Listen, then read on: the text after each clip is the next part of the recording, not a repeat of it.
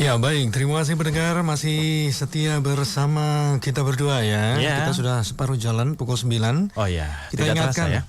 Kita ingatkan yang punya janji pukul 9 ini sudah pukul 9 ya. Iya, sudah pukul 9. Sepertinya kita juga punya janji loh ini. Kita sudah janji untuk wawancara dengan Iya, Humas betul. Petugas Penyelenggara Haji PPIH Embarkasi Haji Solo. Ya, dengan Bapak Gentur Rahma Indriati gitu ya. Pendengar, musim haji ini berkaitan dengan PPIH ini berkaitan dengan musim haji ini. Betul, ini betul, sudah mulai begitu ya. Pemberangkatan begitu. Nah, pendengar, bagaimana nih dinamika keberangkatan haji pekan ini di Embarkasi Solo? Nah, saat ini kita sudah terhubung dengan Bapak Gentur Rahma Indriati, Humas Petugas Penyelenggara Haji PPIH Embarkasi Solo. Nah, selengkapnya pendengar kita rangkum kebersamaan kita dalam Kabar Pekan ini.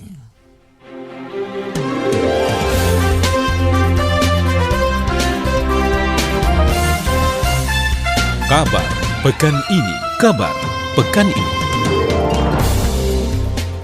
Ya, Assalamualaikum warahmatullahi wabarakatuh, Pak Gentur. Waalaikumsalam warahmatullahi wabarakatuh. Ya, Alhamdulillah. Selamat pagi. Selamat pagi, Bapak. Sehat selalu ya, Pak, hari ini. Insya Allah sehat selalu. Semangat. Semangat selalu ya. Harus selalu semangat untuk melayani calon jamaah haji ya. Calon jamaah haji. Ini di tengah-tengah kesibukannya nih Bapak ya. Ini saya yakin sangat sibuk sekali begitu. Karena memang ini hilir mudik ya dari embarkasi ke bandara. Nah ini tentu sangat-sangat, apalagi mungkin dapat informasi dari Mekah sana bagaimana kondisi para calon jamaah haji ini, apakah ada yang sehat atau mungkin bahkan ada yang meninggal, harus bagaimana. Nah, betul. Kita akan mengetahui lebih lanjut terkait dengan pemberangkatan tahun ini, Pak, khususnya dari embarkasi Solo. Per pekan ini sudah pemberangkatan berapa calon jamaah haji dan kuota total yang diberangkatkan dari Solo berapa, Pak? Bisa dijelaskan? Baik, selamat pagi semuanya bagi pemirsa Persada FM ya. Ya, betul. Memasuki akhir masa pemberangkatan haji 2024, Embarkasi Solo telah memberangkatkan jemaah haji sebanyak 97 kloter, Mas. Totalnya 34.908 jemaah. Kita ada 100 kloter. Kita ada 100 kloter dengan jumlah kuota jemaah kita adalah 35.986. Itu untuk gabung Jawa Tengah dan DIY. Jadi kita sudah 97 kloter, tinggal 3 kloter lagi, Mas. Ini Mas tinggal jadwalnya 3 kloter itu hari apa, Pak? Kapan ini, Pak? Jadi hari ini kita akan menerima kedatangan kloter itu 2, kloter 98 sama 99. Terus untuk keberangkatan kita hanya 1 hari ini, dan alhamdulillah sudah berangkat tadi subuh jam 4.40 tadi terbang. Jadi hari ini kita agak sedikit longgar ini waktunya. Wah, alhamdulillah, ini berarti ada agak longgar ini, bisa diskusi. Bisa menginformasikan kepada para pendengar, terutama keluarga jamaah haji. Jamaah haji juga ingin mengetahui apakah sudah terbang atau belum, begitu kan dari Bapak informasinya begitu. Jadi saat ini sudah 96 kloter yang sudah mendarat di Arab Saudi. Saat ini semuanya sudah berkumpul di Mekah, Mas. Jadi ini sangat-sangat luar biasa sekali. Seluruh jamaah dunia bahkan ini sudah berkumpul semua di Mekah. Jadi yang di Madinah gelombang 1 kemarin, per tanggal 1 kemarin sudah bergerak ke Mekah semua ya. Jadi seluruh jamaah haji sedunia ini sudah berkumpul di Mekah semua. Jadi ini sangat-sangat kami pesan kepada seluruh jamaah haji, khususnya yang Indonesia, untuk dapat menjaga diri, karena puncak haji sebentar lagi. Puncak haji sebentar lagi, dan butuh energi yang sangat-sangat ekstra gitu ya, prima. Kebugaran, kesehatan, ketenangan hati dan pikiran untuk fokus ke puncak haji. Gitu, Mas. Karena ibadah haji itu akan lebih banyak kita mengeksplor fisik ya, Pak, karena ini cuaca juga berpengaruh sekali di sana begitu. Apalagi di sana mungkin agak panas mungkin ya. Musim panas ya, Mas? Bukan aja Mas, panas sekali. Oh, panas sekali bahkan ya. Iya. Jadi dari teman-teman petugas itu menyampaikan suhu terendah itu 38 derajat sampai dengan 44 derajat Celcius. Wow. Jika dibandingkan dengan suhu di Indonesia, khususnya di Jawa Tengah dan DIY ini sangat ekstrim ya. Jadi yang dikhawatirkan teman-teman kesehatan itu adalah dehidrasi. Dehidrasi, betul. Ya, apalagi butuh penyesuaian ya, ketika mungkin biasanya di Indonesia atau di Jawa Tengah kan nggak terlalu panas ya begitu. Artinya penyesuaian ketika nanti sampai di Tanah Suci ini butuh penyesuaian yang sangat ekstra juga begitu ya. Bagaimana mengkonsumsi air yang lebih gitu ya. Harus bawa toples. Ya, toples botol. Kemana-mana. Nah, ini botol Ya, penting. Pak, kalau pemberangkatan di embarkasi ini rata-rata dari kabupaten mana saja Pak bisa disampaikan? Ya. Jadi kita ada 35 kabupaten kota se-Jawa Tengah dan ada 5 kabupaten kota se-DIY. Jadi totalnya ada 40 kabupaten kota yang jatuh DIY.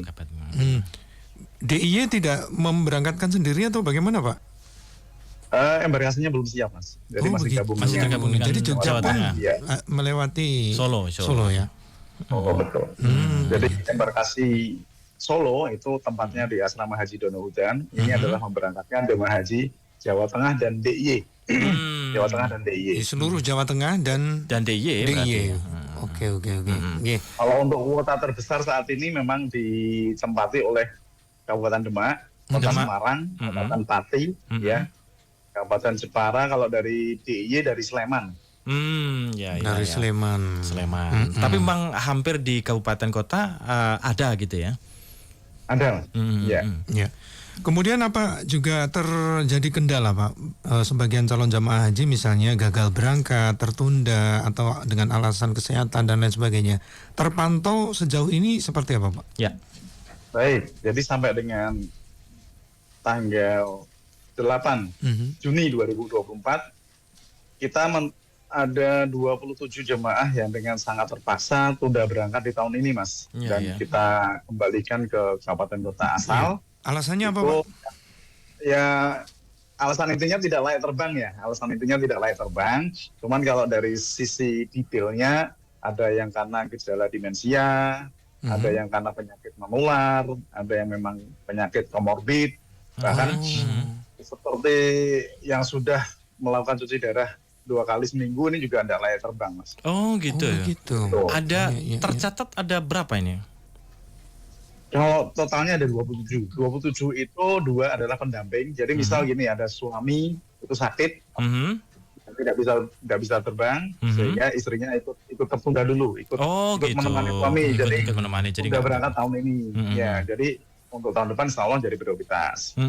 Itu ada 2 pendamping, terus ada 1 yang hamil muda, ini juga larangan penerbangan.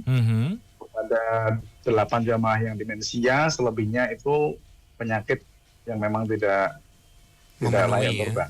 Tidak memenuhi kriteria. Untuk penyakit menular juga tidak bisa Mas, kayak TBC, penyakit mata yang hanya maaf ya kayak belekan itu juga belek. Kalau bisa ya? Iya. Karena kan di pesawat itu kan suhunya dingin AC ya. Pada saat nanti duduk dengan banyak jemaah itu kan akan riskan nanti bisa menular banyak nanti. Satu pesawat belekan semua keluar itu repot nanti. Jadi khusus yang kayak penyakit mata kita karantina dulu, diobati secara intens. Jika dalam 2-3 hari sudah membaik, lah baru kita cek dari kesehatan memang sudah aman layak kita berangkatkan. Tapi kalau TBC penyakit menular itu kan memang harus penyembuhan 15 hari ya untuk terapinya Mas. Kalau di kloter awal masih bisa lah.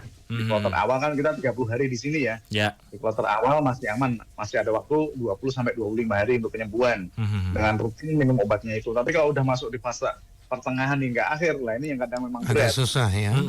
Iya, karena memang butuh 15 hari disiplin untuk terapi minum obat tersebut. Ya, rutin gitu ya. Berarti di embarkasi sendiri pun juga menyediakan layanan kesehatan untuk memantau kesehatan calon jamaah haji, begitu Pak? Tentu Mas, di sini kita melibatkan seluruh elemen ya. Jadi ada imigrasi, ada Garuda, ada kesehatan, BKK kalau sekarang dulu BKKP. Jadi semua itu terlibat dalam PPIH Embarkasi Solo dalam rangka memberikan pelayanan yang terbaik untuk jemaah haji. Di kesehatan juga menjadi garda terakhir untuk istiqoah jemaah secara kesehatan. Karena tahun ini kan seluruh jemaah haji bisa melunasi biaya hajinya kan setelah istiqoah kesehatan. Ya, setelah istiqoah kesehatan baru jemaah bisa melunasi haji. Kalau tahun sebelumnya kan lunas dulu, baru nanti dicek kesehatannya di sini. Jadi agak beda. Ini agak beda dari tahun berikutnya. Ya. Apa yang menjadi pertimbangan perubahan kebijakan gitu ya? Kualifikasi tersebut? Misalnya cek kesehatan dulu, baru pelunasan lah gitu 100% baru pelunasan. Apa yang menjadi pertimbangan?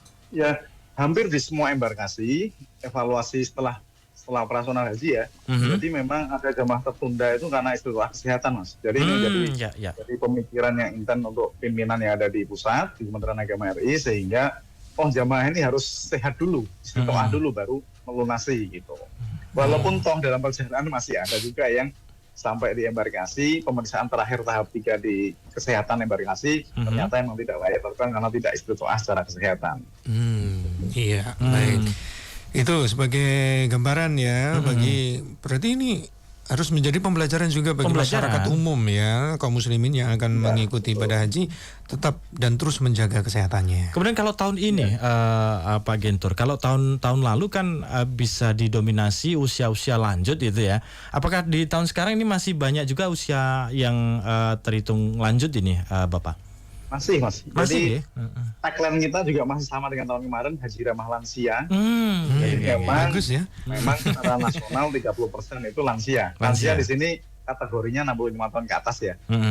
Kategorinya 65 tahun ke atas dan secara nasional pun 30%. Di SOC pun di embarkasi Solo pun juga 30% rata-rata jemaah lansia. Jadi kalau hampir 36.000 berarti sekitar 12.000 itu lansia. Lansia.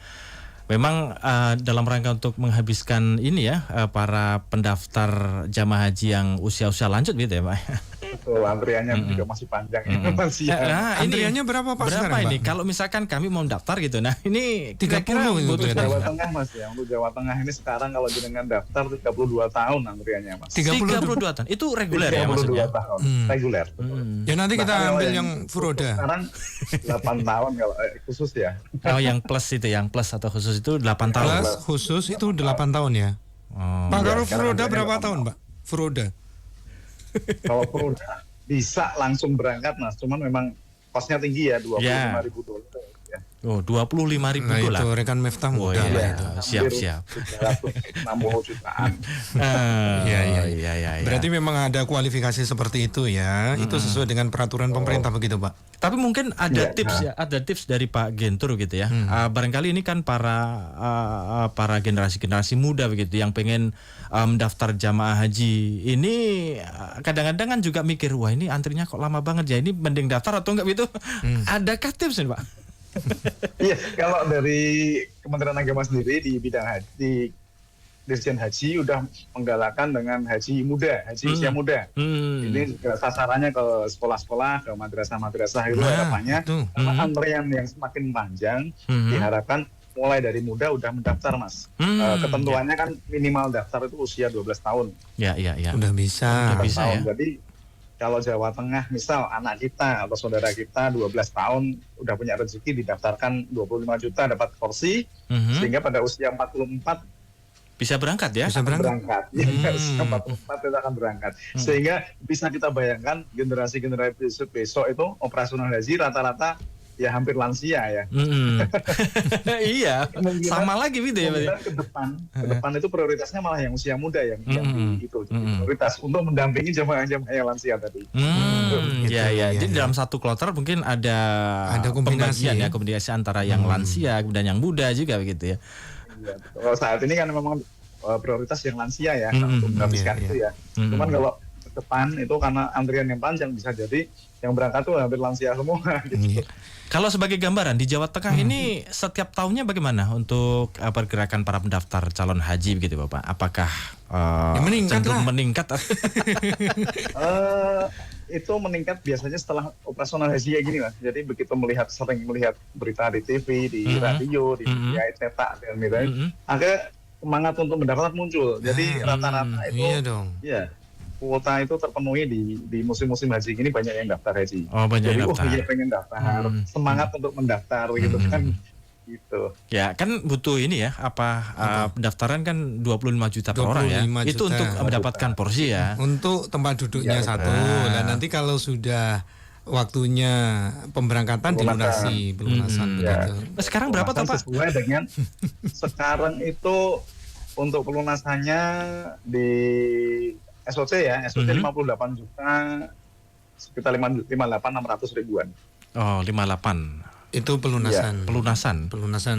Ya. Plus 25. Enggak, jadi kita punya setoran awal yang 25 juta. 25. Ya, berarti 58 sekian dikurangi 25 juta. Sehingga pelunasan hampir 26 jutaan. Oh, totalnya itu berarti ya. Iya. Iya. Murah ya. Murah ya, insya Allah kalau niat dan ini insya Allah. Kalau niat, insya Allah rezeki ada. Ya, insya Allah. Doakan Pak kami bisa menyusul. Amin. Nah ini wajah-wajah kepingin semua ke sana ini Pak. Siapa tahu dari endorse. Mas, sekarang jadi media center itu juga membuka peluang bagi teman-teman media ya. Iya. Itu juga menjadi petugas. Wah, itu loh maksud saya. Jadi kan miras ya, menjadi petugas sekaligus nanti kan di sana bisa ini haji menginformasikan, meliput. Ini tidak hanya ikut haji saja tapi juga meliput kegiatan di sana, kan hampir sama itu dengan para petugas kesehatan itu ya Pak ya. Iya. Iya betul. Iya, pendampingan petugas kesehatan. Yang satu melayani kesehatan, yang satu memberitakan. Nah, itu gitu. Nanti segera dibuat payung hukumnya itu. Sudah Mas, sudah. Tapi pusat, kuotanya pusat. Oh, pusat ya. Pusat. Oh, berarti pemerintah. Ya, Kementerian Agama ya. Agama. Nanti kita coleklah di sana.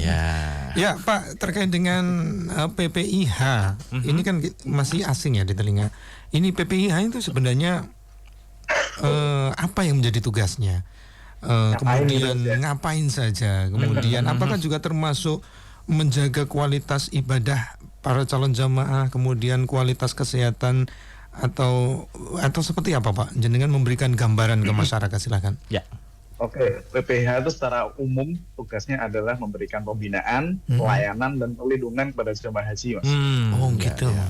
Mulai dari tanah air sampai di tanah suci. Jadi ada PPIH embarkasi kayak saya ini yang bertugas di embarkasi. Ada PPIH kloter, yaitu petugas yang mendampingi kloter tersebut. Dan ada PPIH Arab Saudi. Oh gitu. Jadi ada 3 itu ya? Ada 3 skema ya. Jadi embarkasi, kloter sama Arab Saudi. Termasuk nanti pemulangannya juga? Ya, jadi yang embarkasi tugasnya melayani jamaah pada saat dari kabupaten kota masuk ke embarkasi, itu tugas kami di sini sampai dengan terbang berangkat. Itu tugas kita. Mulai dari kesiapan dokumen, kesiapan kesehatan, kesiapan penerbangan, itu semua jadi tugas kita memberikan pelayanan. Iya. Oke. Terus di situ ada juga PPIH kloter atau petugas kloter yang 5. Setiap kloternya itu ada 5 petugas. 1 ketua kloter, 1 pembimbing ibadah, 3 kesehatan. Dari 1 dokter, 2 perawat. Iya. Okay. Memang kalau dilihat sangat-sangat minim, sangat kurang ya Mas. Tapi ya itu dimaksimalkan. Gitu. Itu jadi, 1 kloter berapa calon jamaah haji? Untuk Jawa Tengah dan DIY SOC ya, ini 355 jemaah, 5 petugas. Jadi 1 kloter tuh 360. Loh. Banyak ya? Agak kewalahan itu nanti. Iya. Tahun depan ditambah lah Pak, itu biar nyaman. Dari teman-teman dewan, anggota dewan juga setiap melakukan evaluasi pemantauan juga begitu Mas. Kurang, jadi memang sangat kurang petugas ini untuk bisa memberikan pelayanan, perlindungan, pembinaan kepada jemaah haji yang kalau yang Jawa Tengah DIY ini yang 355 ya. Kalau yang Jakarta itu 450 Mas. Malah lebih banyak lagi. Lebih banyak lagi. Oke. Oke, kemudian setelah Di terbang Arab Saudi, Ya. sampai di Saudi. itu hampir sama dengan kita yang di sini, cuman tugasnya di Arab Saudi menerima jamaah setelah mendarat di Jeddah ataupun di Jeddah. Madinah, terus mengarahkan menaik bis untuk menuju hotel Ke hotel, masing-masing. ya. Ya, terus nanti juga disampaikan juga untuk layanan-layanan kesehatan yang ada di sana, terus layanan-layanan ibadah yang ada di sana, itu semuanya sudah disampaikan oleh petugas yang ada di Arab Saudi melalui petugas kloter. Gitu. Jadi rangkaian petugas PPIH ini diharapkan mampu memberikan pelayanan, pembinaan dan perlindungan pada jemaah haji. Ada yang sakit diurusin, ada yang tersesat juga diurusin, ada yang tasnya mungkin naik bis kelupaan itu Sampai di ini ya. Iya, Oh. kita Pak Iya, Menteri iya. sampai launching aplikasi Kawal Haji, Mas. Kawal Haji itu dalam rangka benar-benar memberikan perlindungan pada jamaah, pelayanan kepada jamaah. Jadi kalau misal, ada yang tertinggal di sana, ada jamaah yang tersesat, itu bisa langsung selfie, terus dikirim ke Kawal Haji, nanti otomatis petugas itu akan segera Langsung ya. mendatangi. Ya. Jadi sebegitunya peran pemerintah untuk memberikan perlindungan, pelayanan dan pembinaan kepada jamaah haji Indonesia. Sangat luar biasa, Mas. Ini berarti kan kerja besar ya, tahunan kerja besar melibatkan banyak orang juga begitu. Tentunya kita cukup mengapresiasi bagaimana kinerja dari pemerintah mengelola haji ini sehingga sampai selesai dari Indonesia ke tanah suci ke Indonesia kembali ke Indonesia begitu. Dengan sehat, selamat, mabrur. Ya, begitu. Iya. Nah, kalau di sana juga termasuk bagian dari itu ya Pak, rangkaian ibadah itu kan ada biasanya ada mutawif ya. Ya, mutawif. Ada mutawif di sana juga Ada. PPIH itu juga. Atau langsung dari PPIH langsung atau bagaimana? Biasanya setelah sampai di sana, setiap kloter itu memiliki maktab, Mas. Maktab atau mutawifnya gitu ya. Jadi untuk rangkaian ibadahnya di sana itu pemandunya adalah dari mutawif per maktab itu tadi. Oh, ada mutawifnya juga dia. Iya. Ada pemandunya. Kalau jamaah wafat itu juga harus maktab itu juga ada yang ngurusi dulu. Tanpa ada pengurus maktab, jemaah belum bisa diproses, Mas. Oh, jadi gitu memang ya. karena sangat-sangat dibutuhkan sekali pengurus maktabnya itu harus dekat juga sehingga pada saat ada kendala-kendala apapun nanti dibantu. Paspornya mungkin ada yang ketinggalan di mana itu juga nanti sampai ini. Paspor ketinggalan, paspor hilang nggak bisa balik ke Indonesia. Nggak bisa. Apalagi ini kan latar belakang jemaah haji Indonesia kan kompleks, Mas. Iya. Kadang lucu-lucu juga ya. Baru pertama kali naik pesawat. Jadi itulah Indonesia. Iya, ada kejadian khusus apa ini yang bisa kalau dari embarkasi Solo ini, Pak? Embarkasi Solo banyak varian sih, Mas. Kemarin itu ada yang kebetulan satu keluarga itu berangkat bareng. 5. Hanya saja kebetulan yang bapaknya sudah dipanggil Allah dahulu tahun 2021, sehingga kurang satu. Sangat mengharukan dan pas kemarin itu pas masuk di asrama haji sini, ibunya pas ulang tahun, jadi ada suasana yang berbeda, gembira gitu ya. Kenapa tiba-tiba ada suasana haru mereka, ternyata ibunya ulang tahun dan bisa berangkat haji bersama gitu. Insyaallah. Iya. Baik, menarik ya cerita-cerita cerita-cerita jamaah haji Indonesia itu menarik. Sini asik sekali, Mas. Iya. Dan menjadi bagian dari pahala para petugas jamaah haji ya. Luar biasa ini. Cukup menenangkan, menenteramkan kalau nanti jangan khawatir, nanti di sana tetap ada yang mengarahkan kok. Insyaallah. Gitu. Jadi meskipun pengalaman ya baru kali pertama gitu ya, ketika nanti sampai di Tanah Suci, insya Allah di sana juga ada yang petugas mengarahkan. Kemudian kalau mau makan ke sini, kalau mau ke sini, ini sudah ada arahan itu ya. Jadi gini, Mas, dari satu kloter itu ya, satu kloter 355 jemaah itu dibagi-bagi. Jadi skup terkecilnya adalah regu. Regu itu 10 jemaah diketuai 1 orang, ketua regu. Ketua regu, ya. Ya, jadi satu regu 11 orang, satunya ketua. Nah, terus kumpulan dari 4 regu ini menjadi rombongan. Jadi ada regu 1, regu 2, regu 3, regu 4. Nah, ini tergabung dalam satu rombongan. Jadi 45, satu rombongan itu 45 orang. Nah, terus 45 kali 9, jadinya 355 tadi. Jadi petugas kloter yang hanya 5 tadi, kita bekerja sama dengan Karom, dengan Karu, sehingga akan memudahkan dalam memberikan pelayanan pada jemaah satu kloter tersebut. Oh, ini urusan makan pagi, kita langsung tolak ketua rombongannya, karena packingnya itu kan per rombongan, Mas. Ya. Jadi kita minta satu ketua rombongan sama 4 regu tadi, bareng-bareng kita ke restoran hotel tersebut, ngambil paketnya, ransumnya untuk jamaah satu rombongan. Itu jadi rutinitas kami seperti itu, Mas. Kalau pas di sana, kebetulan pernah di sana. Jadi kalau dulu dua kali makan, kalau sekarang 3 kali makan, Mas. Jadi pagi, siang, malam itu harus ada petugas yang mau ngambil dan membagikan ke jamaah satu rombongan tersebut. Betul. Ini pelayanan sampai detail segitu ya, untuk menyajikan Ya, makanan. Alhamdulillah jamaah yang ditunjuk sebagai Karom itu juga ikhlas dan mau, sehingga ya, sinergi dalam satu kloter tersebut berjalan dengan baik, Mas. Iya. Baik, itu sebagai gambaran ya, Pak. Terakhir bisa disampaikan kepada para pendengar calon jamaah haji, keluarga calon jamaah haji, dan seluruh masyarakat Indonesia yang menyimak acara kita. Sebenarnya apa yang perlu dipersiapkan jauh-jauh hari sebelum pemberangkatan? Ya. Baik, kalau untuk jamaah yang masih di rumah ya, masih belum masuk ke embarkasi, jadi pertama itu adalah kesehatan. Kesehatan jamaah itu prima, karena apapun kegiatan haji di Tanah Suci sana 95% adalah fisik. Jadi ya, kesehatan, kebugaran tubuh ini sangat diharapkan. Jadi pola makan, pola istirahat, mengkonsumsi vitamin itu juga perlu. Terus pola menjaga diri. Jadi setelah sampai di Tanah Suci sana juga tidak terlalu banyak melakukan aktivitas di luar hotel untuk hal-hal yang tidak penting. Maksudnya sebelum puncak haji, Arafah, Musdalifah, Mina ini mohon bisa jemaah itu menjaga kebugaran kesehatan tubuhnya. Karena puncak Armusna tadi sangat-sangat berat sekali. Mulai dari jemaah itu harus ke Arafah, terus ke Musdalifah, terus itu harus ke Mina. Untuk lempar jamrah, sampai dengan nanti ditutup dengan rangkaian tawaf sa'i dan itu segala macam, itu sangat waktunya diatur dan harus selesai di saat itu, Mas. Satu waktu itu gitu ya. Fisik itu memang sangat dibutuhkan. Berkumpul banyak orang ya, satu dunia loh ini. Satu dunia. Iya.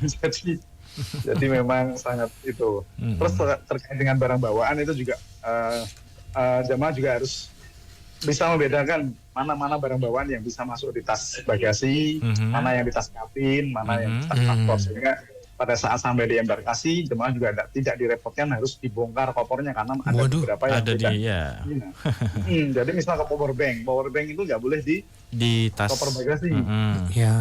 Harusnya di tas kanteng atau di tas paspor gitu ya. Tas kecil itu. Jadi kadang ada yang terbalik-balik, sehingga sampai di embarkasi sini dibongkar.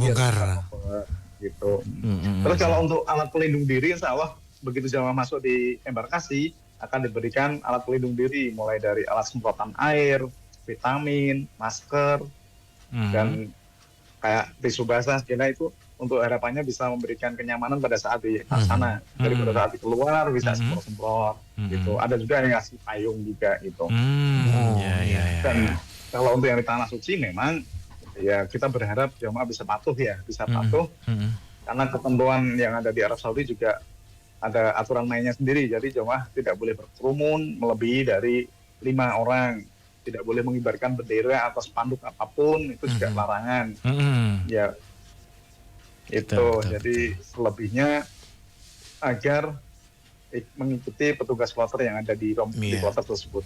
Karena petugas sudah sesuai dengan tupoksinya masing-masing, baik yang di kloter, baik yang di Arab Saudi, itu sudah melaksanakan tugas sebaik mungkin, sehingga harapannya tidak ada jamaah yang tertunda, tidak ada jamaah yang tertinggal, yang tersesat, yang sakit, semuanya akan diurusi oleh PPIH. Baik. Ya baik, terima kasih. Bapak. Ya untuk itu, maaf sehingga untuk keluarga jamaah pun ya tenang. Tenang, Jadi nyaman ya jamaah di itu rumah menunggu. sudah dilayani sebaik mungkin oleh BPIH, baik yang BPIH Kloter maupun yang Arab Saudi saat ini. Oh ya, jadi semua sudah tercover ini, yang di rumah kan tenang gitu ya. Insya Allah. Ya. Baik, terima kasih Bapak informasinya Pak Gentur. Mudah-mudahan bermanfaat untuk masyarakat Indonesia. Insya Allah perjalanan ibadah haji tahun ini berjalan dengan lancar, sukses. Pertolongan Allah selalu menyertai kita semuanya. Insya Allah. Dan untuk para jamaah juga menjadi haji yang mabrur ini penting. Insya Allah. Baik, terima kasih. Selamat bertugas kembali Bapak Gentur. Salam untuk rekan-rekan yang ada di PPIH Embarkasi Solo ya. Selamat bertugas. Assalamualaikum warahmatullahi wabarakatuh. Waalaikumsalam warahmatullahi wabarakatuh.